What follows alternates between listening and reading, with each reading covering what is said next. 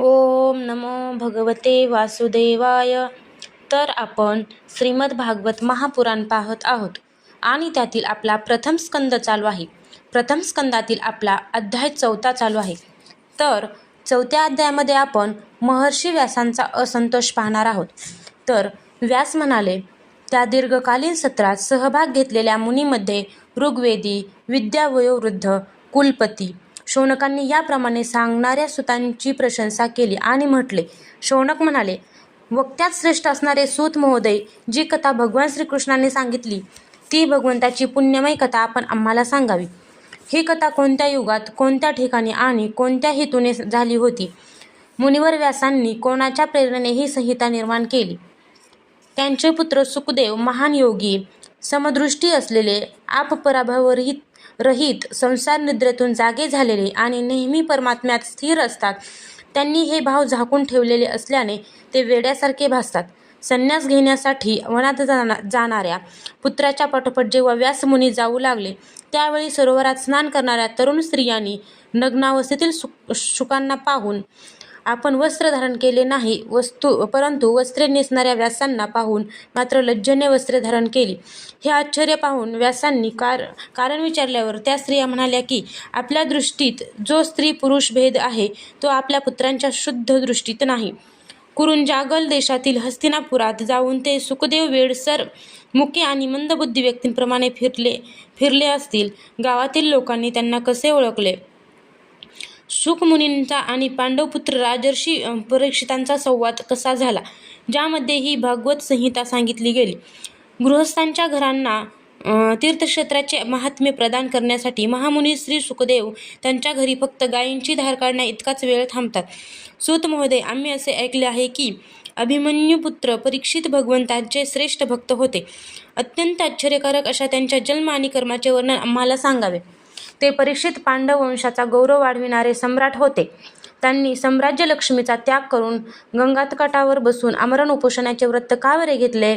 त्यांचे शत्रू स्वतःच्या भल्यासाठी पुष्कळशे धन त्यांना अर्पण करून त्यांच्या पाय ठेवण्याच्या चौरंगाला नमस्कार करीत असत. ते मोठे वीर होते. त्यांनी तरुण असून सोडण्यास कठीण अशा राज्याचा आपल्या प्राणासह त्याग करण्याची इच्छा का बरे केली? ज्यांनी भगवंतांचा आश्रय घेतला आहे ते तर जगताचे परमकल्याण, लौकिक उन्नती आणि समृद्धीसाठीच आपले जीवन वेचतात.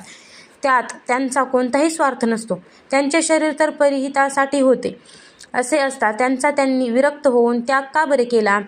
वेदवाणीखेरीज अन्य सर्व शास्त्रात आपण पारंगत आहात असे मला वाटते. म्हणून यावेळी आम्ही आपणास जे विचारले ते सर्व आम्हाला सांगा. सूत म्हणाले, 4 योगांपैकी 3रे द्वापार युग सुरू होते.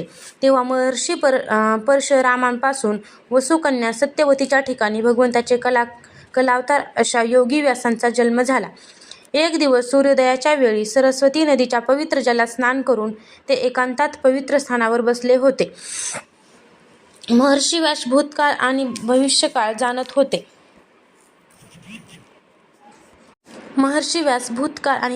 जाणत होते. त्यांची दृष्टी अचूक होती. त्यांनी असे पाहिले की न समजणाऱ्या कालगतीमुळे प्रत्येक युगातील समाजात धर्मभ्रष्टता आणि त्याच्या प्रभावामुळे भौतिक वस्तूंच्या शक्तीही क्षीण होत जातात. समाज श्रद्धाहीन आणि शक्तिरहित होतो. त्यांची बुद्धी कर्तव्याचा योग्य निर्णय करू शकत नाही आणि दिवसेंदिवस आयुष्यही कमी होऊ लागले आहे. लोकांचे हे दुर्भाग्य पाहून श्री व्यासांनी आपल्या दिव्य दृष्टीने सर्व वर्ण आणि आश्रमांच्या लोकांचे हित कसे होईल यावर विचार केला. त्यांनी विचार केला की अग्निष्टोमादी विरोक्त कर्मांनी लोकांचे हृदय शुद्ध होते.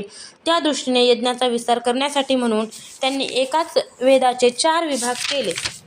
व्यासांनी ऋग्वेद, यजुर्वेद, सामवेद आणि अथर्ववेद अशा 4 प्रकारे वेदांचे पृथक्करण केले. इतिहास आणि पुराणांना 5वा वेद म्हटले जाते. त्यापैकी ऋग्वेदाचे पैल, सामवेद गायक, विद्वान जैमिनी आणि यजुर्वेदाचे अध्ययन करणारे एकमात्र वैशंपायन झाले. अथर्ववेदामध्ये दरुनंदन सुमंत मुनी प्रवीण झाले. इतिहास आणि पुराणांचे अध्ययन माझे वडील रोमहर्ष यांनी केले. या ऋषींनी आपापल्या वेदांचे इतर अनेक विभाग पाडले. याप्रमाणे प्रशिष्य आणि त्यांचे शिष्य यांच्याद्वारा वेदांच्या अनेक शाखा तयार झाल्या. स्मरणशक्ती कमी असणाऱ्या लोकांनाही वेद शिकता यावेत म्हणून दयाळू भगवान व्यासांनी वेदांचे विभाग केले. स्त्री, शूद्र आणि संसारशून्य द्विज असे तिघेही वेद श्रवणाचे अधिकारी नाहीत. ते कल्याणकारी शास्त्रांच्या कर्माचे आचरण करण्यात चूक करतील.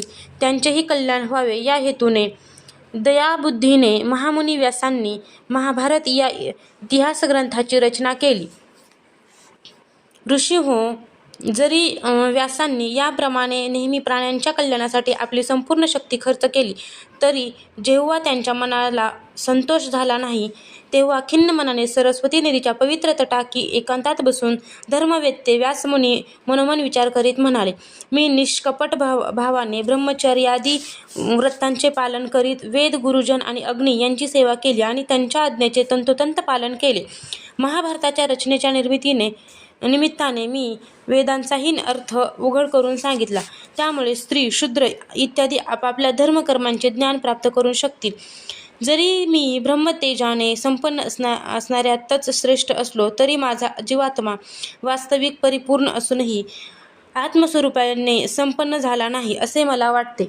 किंवा मी भगवंताची प्राप्ती करून देणाऱ्या धर्माचे बहुधा अजून निरूपण केले नाही, कारण तेच भागवत धर्म परमहंसांना आणि भगवंतांनाही प्रिय आहेत.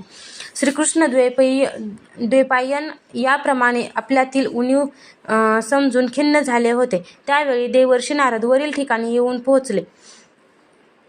त्यांना आल्याचे पाहून व्यासमुनी लगेच उठून उभे राहिले आणि ते देवांनीही पूजिलेल्या देवर्षी नारदांचे त्यांनी विधिपूर्वक पूजन केले. अध्याय 4 समाप्त.